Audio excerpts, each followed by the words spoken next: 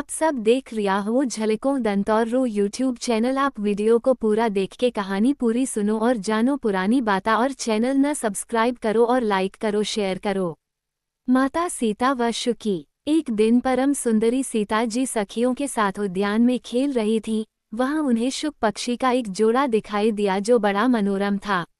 वे दोनों पक्षी एक डाली पर बैठकर इस प्रकार बोल रहे थे, पृथ्वी पर श्रीराम नाम से प्रसिद्ध एक बड़े सुंदर राजा होंगे। उनकी महारानी सीता के नाम से विख्यात होंगी। श्रीराम जी बड़े बुद्धिमान और बलवान होंगे। वे समस्त राजाओं को अपने वश में रखते हुए सीता के साथ 11,000 वर्षों तक राज्य करेंगे। धन्य है वे जानकी देवी और धन्य है श्रीराम, जो एक दूसरे को प्राप्त होकर इस पृथ्वी पर आनंदपूर्वक विहार करेंगे। जिसके 100 मुख हैं, वह भी उनके गुणों का बखान नहीं कर सकता। फिर हमारे जैसे पक्षी की क्या बिसात है। परम सुंदर रूप धारण करने वाली लावण्यमयी लक्ष्मी भी जिनकी झांकी करके मोहित हो गईं, उन्हें देखकर पृथ्वी पर दूसरी कौन स्त्री है जो मोहित न होगी। उनका बल और पराक्रम महान है। वे अत्यंत मोहक रूप धारण करने वाले हैं। मैं श्रीराम का कहाँ तक वर्णन करूं। वे सब प्रकार के ऐश्वर्यमय गुणों से युक्त हैं। परम मनोहर रूप धारण करने वाली वे जानकी देवी धन्य है, जो श्रीराम जी के साथ हजारों वर्षों तक प्रसन्नतापूर्वक विहार करेगी। परंतु सुंदरी, तुम कौन हो, तुम्हारा नाम क्या है, जो इतनी चतुरता और आदर के साथ श्रीराम के गुणों का कीर्तन सुनने के लिए प्रश्न कर रही हो।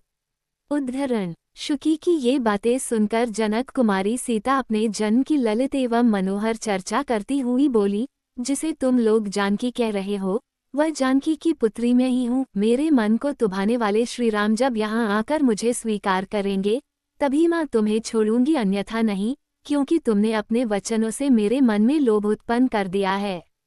अब तुम इच्छानुसार खेल करते हुए मेरे घर में सुख से रहो और मीठे मीठे पदार्थ भोजन करो। ये सुनकर शुकी ने जानकी जी से कहा, साध्वी, हम वन के पक्षी हैं, पेड़ों पर रहते हैं और सर्वत्र विचार करते हैं। हमें तुम्हारे घर में सुख नहीं मिलेगा। मैं गर्भिणी हूँ, अपने स्थान पर जाकर बच्चे पैदा करूंगी, उसके बाद फिर तुम्हारे यहाँ आ जाऊंगी। उसके ऐसा कहने पर भी सीताजी ने उसे नहीं छोड़ा।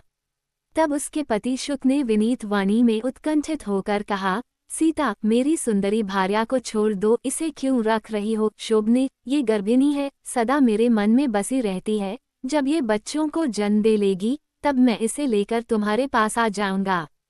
शुक के ऐसा कहने पर जानकी जी ने कहा, महामते, तुम आराम से जा सकते हो, किंतु तुम्हारी यह भार्या मेरा प्रिय करने वाली है। मैं इसे अपने पास बड़े सुख से अपनी सखी बनाकर रखूंगी। उद्धरण। ये सुनकर पक्षी दुखी हो गया। उसने करुणायुक्त वाणी में कहा, योगी लोग जो बातें कहते हैं वो सत्य ही है। किसी से कुछ ना कहे, मौन होकर रहे, नहीं तो उन्मत्त प्राणी अपने विचरूपी दोष के कारण ही बंधन में पड़ता है। यदि हम इस पेड़ पर बैठकर वार्तालाप न करते होते तो हमारे लिए यह बंधन कैसे प्राप्त होता, इसलिए मौन ही रहना चाहिए था। इतना कहकर पक्षी पुनः बोला, सुंदरी, मैं अपना इस भार्या के बिना जीवित नहीं रह सकता, इसलिए इसे छोड़ दो। सीता, तुम बड़ी अच्छी हो, मेरी प्रार्थना मान लो।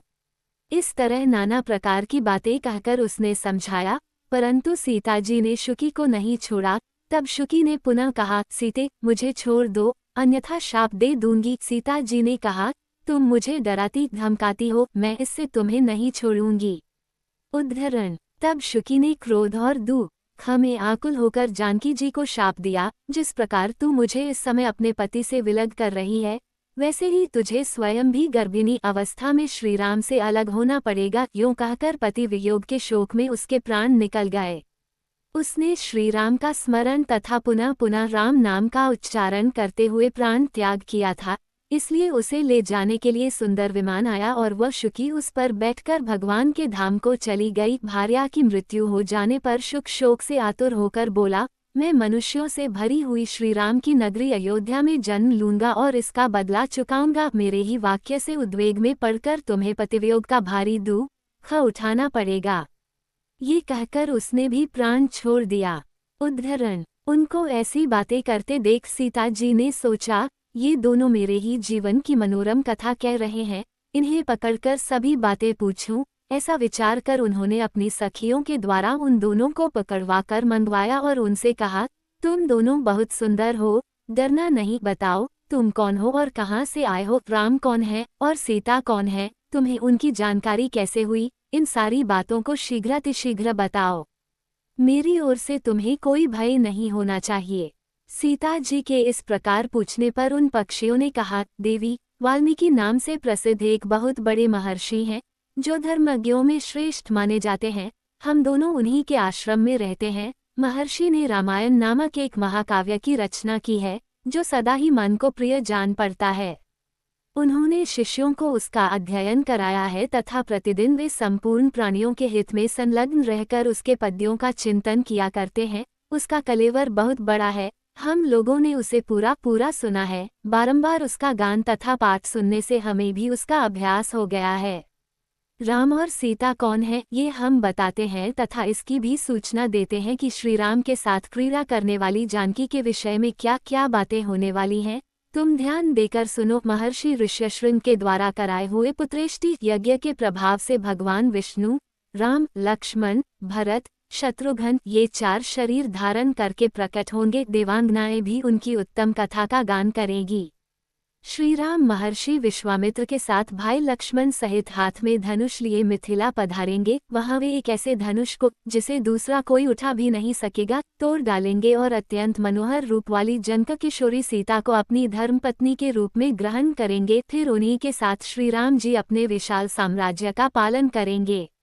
ये तथा और भी बहुत सी बातें जो वहां रहते समय हमारे सुनने में आई हैं, संक्षेप में मैंने तुम्हें बता दी। अब हम जाना चाहते हैं, हमें छोड़ दो। कानों को अत्यंत मधुर प्रतीत होने वाली पक्षियों की ये बातें सुनकर सीता जी ने उन्हें मन में धारण कर लिया और पुनः उनसे इस प्रकार पूछा, राम कहाँ होंगे, किसके पुत्र हैं और कैसे वे दूल्हा वेश में आकर जानकी को ग्रहण करेंगे तथा मनुष्यावतार में उनका श्रीविग्रह कैसा होगा।